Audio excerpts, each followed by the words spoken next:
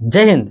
दोस्तों, कल जिस तरह की स्टॉक मार्केट में हमें गिरावट देखने को मिली है, यानी कि 28 फरवरी 2025 के दिन जिस तरह की स्टॉक मार्केट में गिरावट देखने को मिली है, इस गिरावट से मुझे उम्मीद है कि कोई भी अछूता नहीं बच पाया होगा।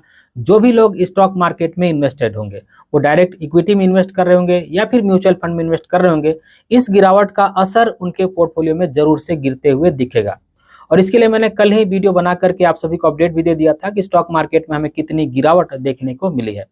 अब क्योंकि स्टॉक मार्केट में गिरावट हो गई है और डेफिनेटली इस गिरावट का असर हमारे म्यूचुअल फंड पर पड़ेगा, तो आज की इस वीडियो के अंदर में हम यही देखने वाले हैं कि इस गिरावट की वजह से हमारे म्यूचुअल फंड पर कितना नुकसान होते हुए दिख रहा है।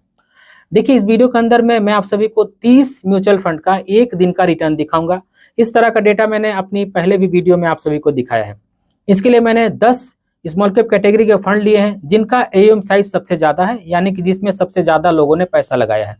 और इसी तरह से 10 मिड कैप कैटेगरी के फंड मैंने लिया है जिनके एयूएम साइज सबसे ज्यादा है, जिसमें लोगों ने सबसे ज्यादा पैसा लगाया है। और इसी तरह के 10 फ्लेक्सी के फंड मैंने लिए हैं जिनका एयूएम साइज सबसे ज्यादा है, जिसमें लोगों ने सबसे ज्यादा पैसा लगाया है। तो चलिए बिना देरी के लैपटॉप की स्क्रीन पर चलकर देख लेते हैं कि किस म्यूचुअल फंड की स्कीम में और किस कैटेगरी में हमें सबसे ज्यादा नुकसान देखने को मिल रहा है।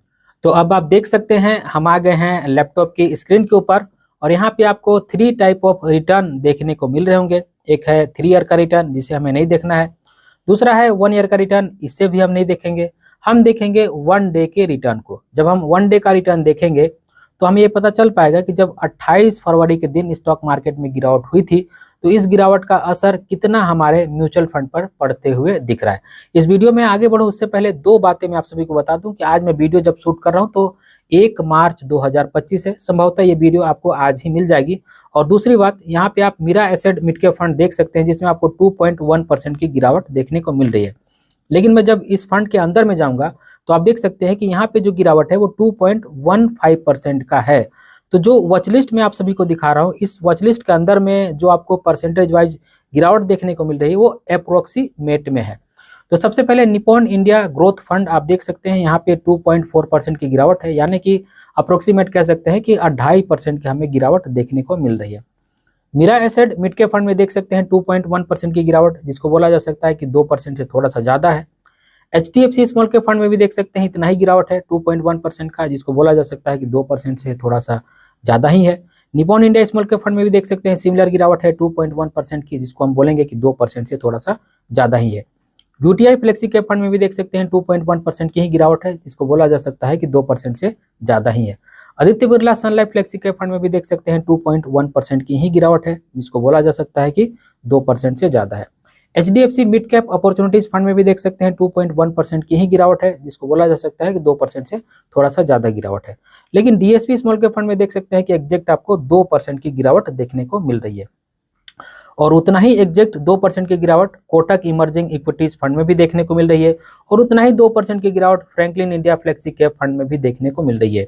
और सुंदरम मिड कैप फंड में भी 2% की ही गिरावट देखने को मिल रही है, और कैनरा रिबेको फ्लेक्सी कैप फंड में भी 2% की ही गिरावट देखने को मिल रही है। और इतना ही गिरावट HSBC स्मॉल कैप फंड में भी देखने को मिल रही है, जो कि 2% की है, और 2% की गिरावट ही हमें कोटक फ्लेक्सी कैप फंड में भी देखने को मिल रही है। एक्सिस फ्लेक्सी कैप फंड की बात की जाए तो 1.9%, जिसको बोला जा सकता है कि नियर बाय 2% की ही गिरावट है। क्वांट स्मॉल कैप फंड में भी आप देख सकते हैं कि उतना ही गिरावट 1.9%, जिसको बोला जा सकता है कि लगभग 2% की ही गिरावट है। कैनरा रिबेको स्मॉल कैप फंड में देख सकते हैं 1.8% की गिरावट है, जिसको बोला जा सकता है कि 1.25% के आसपास की गिरावट है। और 1.2% के आसपास की ही गिरावट आपको SBI magnum mid cap fund में देखने को मिलेगा, और इतना ही गिरावट आपको फ्रैंकलिन इंडिया स्मॉलर कंपनीज में भी देखने को मिलेगा। सिमिलर गिरावट आपको DSP मिड कैप फंड में देखने को मिल रहा है, जो कि 1.8% का ही है। 1.7% की गिरावट आपको फ्रैंकलिन इंडिया प्राइमा फंड में देखने को मिल रहा है, जिसको बोला जा सकता है कि अगेन 0.2% की गिरावट है।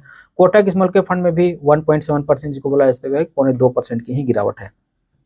HDFC फ्लेक्सी कैप फंड में भी उतना ही गिरावट आपको देखने को मिल रहा है 1.7%, जिसको बोला जा सकता है कि 0.2% की गिरावट है। Motilal Oswal flexi cap fund में 1.6% की गिरावट है, जिसको बोला जा सकता है कि लगभग 1.5% के आसपास की गिरावट है। और इतना ही गिरावट हमें एक्सिस स्मॉल कैप फंड में देखने को मिल रहा है, लगभग 1.5% का। एक्सिस मिड कैप फंड में भी उतना ही गिरावट लगभग देखने को मिल रहा है, 1.5% का। और SBI स्मॉल कैप फंड में आपको 1.2% की गिरावट देखने को मिलेगी, जिसको बोला जा सकता है कि लगभग 1.25% के आसपास की गिरावट है। Motilal Oswal mid cap fund में इस बार कम गिरावट हुई है, 1% का एग्जैक्ट हमें यहाँ पे गिरावट देखने को मिल रहा है। और बंधन स्मॉल कैप फंड में देख सकते हैं 0.3% की गिरावट है। एसबीआई फ्लेक्सी कैप फंड में भी 0.3% की गिरावट है। और पराग पारिक फ्लेक्सी कैप फंड में आपको 0.1% की गिरावट देखने को मिल रही है। और ICICI prudential flexi cap fund में भी आपको 0.1% की गिरावट देखने को मिल रही है। देखिए, जो पराग पारिक फ्लेक्सी कैप फंड है ना दोस्तों, इनके पोर्टफोलियो में अच्छा खासा यूएस स्टॉक्स का भी एक्सपोजर है।